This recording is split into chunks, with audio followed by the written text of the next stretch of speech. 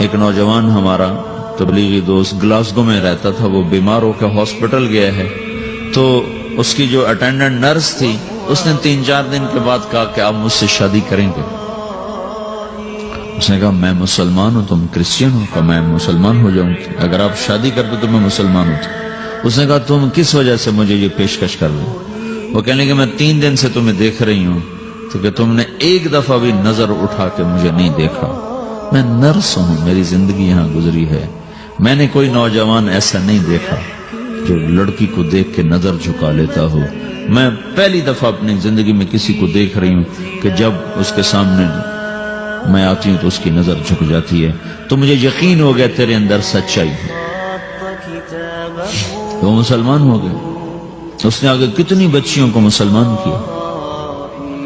پھر اشفاق احمد صاحب مرحوم تھے، یہ ڈرامہ رائٹر، ان سے اچھی سلام دعا تھی میری، تو ایک دن مجھ سے کہنے لگے کہ میں تبلیغ کے کام سے متاثر ہوا ہوں انگلینڈ جا کر، پاکستان میں نہیں، انگلینڈ جا کر، کہ میں ایڈنبرا میں پارک میں بیٹھا تھا، میری بیوی میرے ساتھ بیٹھی تھی، تو ایک جماعت آئی، انہوں نے آ کر اذان دی مغرب کی اور نماز پڑھی۔ نماز کے بعد 13-14 لڑکیاں بھاگ کے آگے آئیں ان سے بات کرنے کے لیے، تو میں نے بیوی سے کہا آؤ سنو یہ کیا کہنے کہتے ہیں، تو کہا ہم دونوں بھی پہنچے، تو جس نے جماعت کرائی تھی نا اس کو ایک لڑکی آگے بڑھ کے کہتی آپ کو انگلش آتی؟ کہی آتی ہے۔ کہی آپ نے کیا کیا ہے؟ کہی ہم نے اپنی عبادت کی۔ تو لڑکی کہنے لگی آج تو اتوار نہیں ہے، تو اس نوجوان نے کہا کہ جی ہم دن میں 5 دفعہ کرتے ہیں، صرف اتوار کو نہیں، روزانہ 5 دفعہ۔ وہ لڑکی کہنے لگی یہ تو بہت زیادہ ہے، آپ اس کو کیسے نبھاتے ہیں؟ تو اس نے اس کو جواب دیا، 2-3 سوال اس نے اور کیے، جواب دیا، تو کہنے لگی اچھا بہت مہربانی۔ اس نے اسے ہاتھ بڑھایا آگے ملانے کے لیے نا، تو وہ نوجوان کہنے لگا میں آپ سے معافی چاہتا ہوں، میں آپ کو ہاتھ نہیں ملا سکتا۔ تو اس لڑکی نے کہا کیوں؟ کہ یہ ہاتھ میری بیوی کی امانت ہے اور کسی کو نہیں لگ سکتا۔ تو لڑکی کھڑی تھی، وہ زمین پہ گر گئی، صرف اس بہت وہ زمین پہ گر گئی، کھڑے کھڑے وہ زمین پہ گر گئی، اور وہ بچوں کی طرح رونے لگی پھوٹ پھوٹ کے، اور کہنے لگی وہ لڑکی کتنی خوش قسمت ہے جس کے تم خامد، کاش یورپ کے مرد بھی ایسے ہی ہوتے۔ جس رب نے نفسیات بنائی ہے وہ اگر کوئی عورت کپڑے اتار دے تو اس کی نفسیات بدل جائے گی، چاہے وہ مغرب میں پیدا ہو چاہے وہ مشرق میں پیدا ہو۔ عورت کی نفسیاتی حیا ہے اور وفا ہے، کسی وفادار کی تلاش ہے، تو وہ اس کو پتہ بھی نہیں ہے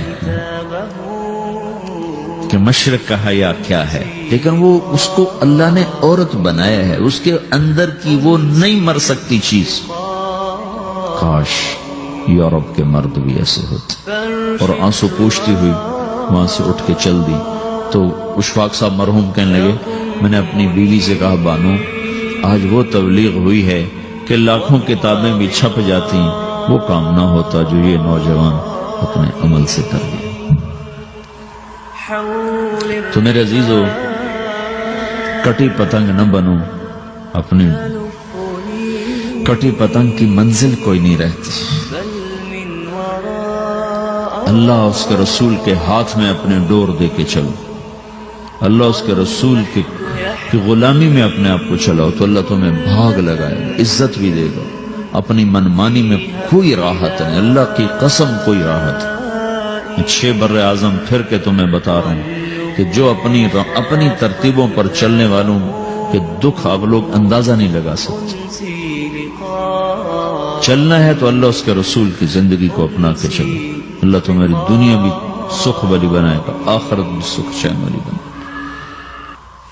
لیکن یہ سیکھنا پڑے گا، سیکھنا پڑے گا۔ تبلیغ اس کو سیکھنے کی محنت ہے اور اس کو آگے پہنچانے کی محنت ہے۔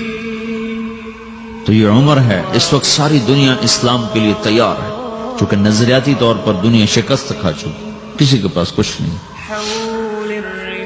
تو ہمارے پاس ایک ایسا خوبصورت نظریہ ہے کہ جو ان کو بڑی تیزی سے اپنی طرف کھینچ سکتا ہے، اور اللہ کا احسان ہے کہ تیزی کے ساتھ نسلوں کا رخ اللہ کی طرف ہو رہا ہے۔ تھوڑی ہمت کرو، چھٹیوں کا وقت تبلیغ میں دو، باقی وقت اپنی تعلیم کو دو، گھر جاؤ تو ماں باپ کے خادم بن کے رہو، نوکر بن کے رہو۔